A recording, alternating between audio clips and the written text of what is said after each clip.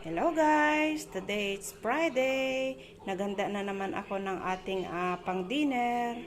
So, meron tayo ditong chicken breast guys na minarinate ko yan sa paprika at sa iba pang mga ingredients. So, meron tayo ditong isda. Ayan. Dinis.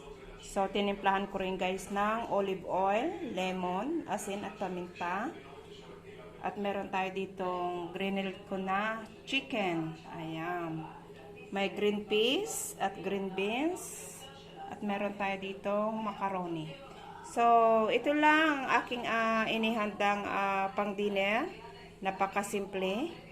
At anim lang naman kami guys ang di-dinner ngayon. So, yung isang pamilya ng aking Lola Bills ay medyo malayo. Kaya hindi makakapunta. So, ayan guys, napakasimpleng dinner lang ang aking inihanda. Napakasimpleng food for dinner lang ang aking i-prepare. So, ayan guys, paborito ito guys ng aking apo ng aking alaga. Ayan, chicken breast na minarinate ko. Ayan ang paborito niya. Tsaka macaroni. Bihira silang mag-rice dito guys. Pero kung gusto nilang mag-rice, may rice din akong iniluto. So, hindi ko na siya dyan inilagay.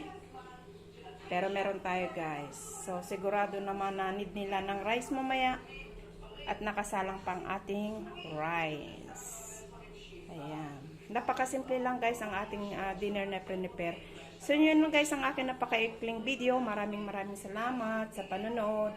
Kita-kita kits guys sa susunod ko pa mga video. Update lang tayo.